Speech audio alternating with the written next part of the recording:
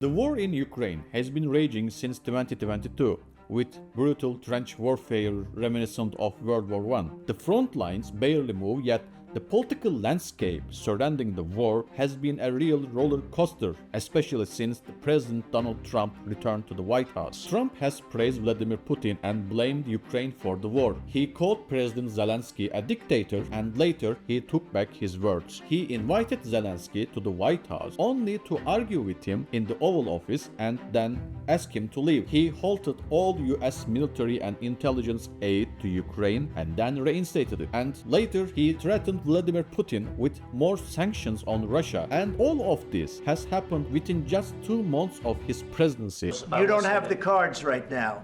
With us, you start having not cards. playing cards. Right now, you don't. Very You're playing serious, cards. Mr. President. You're playing very cards. serious. You're gambling with the lives of. Trump clearly sees the war differently than Joe Biden. Biden gave unwavering support to Ukraine, while Trump prioritizes ending the conflict. But which approach is right? Supporting a victim against an aggressor or stopping the bloodshed? Biden's strategy had broad support both in the US and in Europe, while Trump's chaotic decision-making has drawn sharp criticism. But still, at its core, Trump's push for immediate ceasefire is not without its merits. It could even be seen as the more ethical choice. Let's compare the key differences between Biden and Trump's Ukraine policies.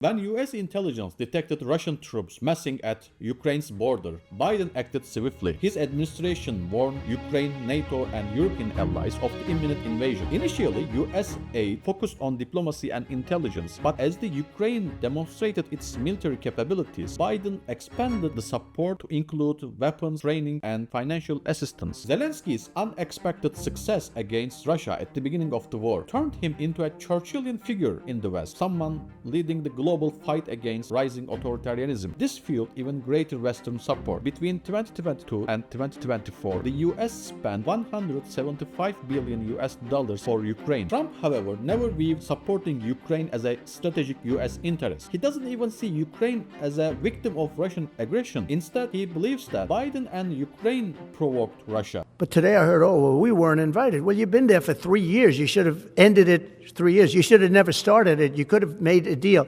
I could have made a deal for Ukraine. In Trump's view, if he had been in office in 2020, this war wouldn't have happened at all. For Trump, funding Ukraine is a scam. He believes that Zelensky somehow manipulated Biden into handing over billions of US dollars for Ukraine. He is calling this a fraud, and to counter Trump's skepticism, Zelensky even proposed a mineral deal that would compensate US for its aid to Ukraine. The minerals agreement will provide the basis for a more sustainable future relationship between the United States and Ukraine. However, Biden's support for Ukraine wasn't pure generosity. For him, Ukraine was a cost-effective way to weaken Russia without risking any American troops. The war in Ukraine has significantly damaged Russia's military, its economy, its social structure, its global influence, and additionally, much of the aid money which US Senate allocated for Ukraine flowed back to US defense industry and created jobs for Americans. And also, the sanctions on Russian economy, Russian gas, has increased the demand for US gas, especially in Europe. So the war in Ukraine has been quite profitable for United States, and perhaps for these reasons, President Trump, despite his tough rhetoric during the presidential campaign period in 2024, has been reluctant to completely cut off Ukraine. Biden pursued a careful balance, weaken Russia, but not so much that it will trigger a nuclear escalation. His strategy ensured that Ukraine had enough support to resist, but not enough to defeat Russia. One foreign policy article put it this way: the Biden administration treated the Ukraine conflict like a crisis to be managed, not a war to be won. Trump, however, doesn't care about preventing a Russian victory in Ukraine. In fact, he already sees the world divided into spheres of influence where big powers like United States, like China, like Russia, dominates their own regions. And obviously, in this worldview, Ukraine falls under the Russian sphere of influence, just like Canada or Panama falls under United States. And therefore, Trump is willing to cede occupied Ukrainian lands to Russia and rejects Ukraine's NATO ambitions. Biden tried to isolate Russia on all fronts, diplomatically, economically, politically, and he tried to mobilize all US allies, especially the ones in Europe, to impose harsh economic sanctions. And as Putin continues his merciless assault The United States and our allies and partners continue to work in lockstep to ramp up the economic pressures on Putin and to further isolate Russia on the global stage. Although these sanctions didn't gain traction in the global south, Biden tried to pursue a maximum pressure campaign against Russia. One of Trump's first moves in office was to scrap this policy, this strategy. He re-established direct links with Russia. He sent US envoys to meet with Russian officials, and he even made a phone call to Putin himself. Biden never seriously considered a ceasefire. The fact of the matter is that I believe we'll have the funding necessary to support Ukraine as long as it takes.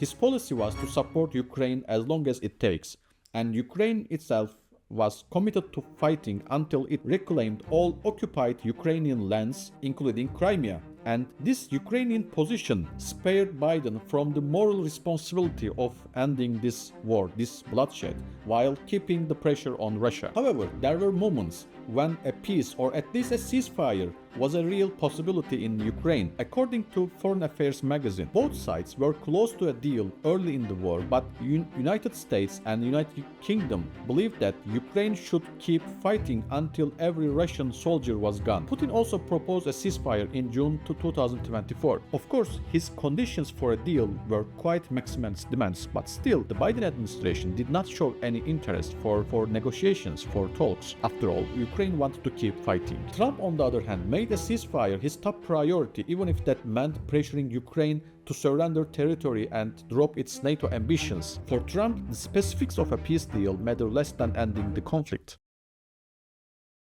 So, Biden's strategy was quite calculated. It was pragmatic and it was also cold-blooded. While he spoke of democracy and values, his policy was ultimately about US strategic interests that risked millions of Ukrainian lives.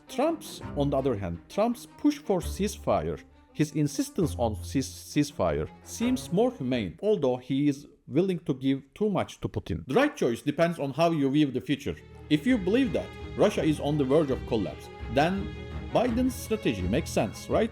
The reality is that the Russian economy is grossly out of shape and cannot be run like this for more than another year.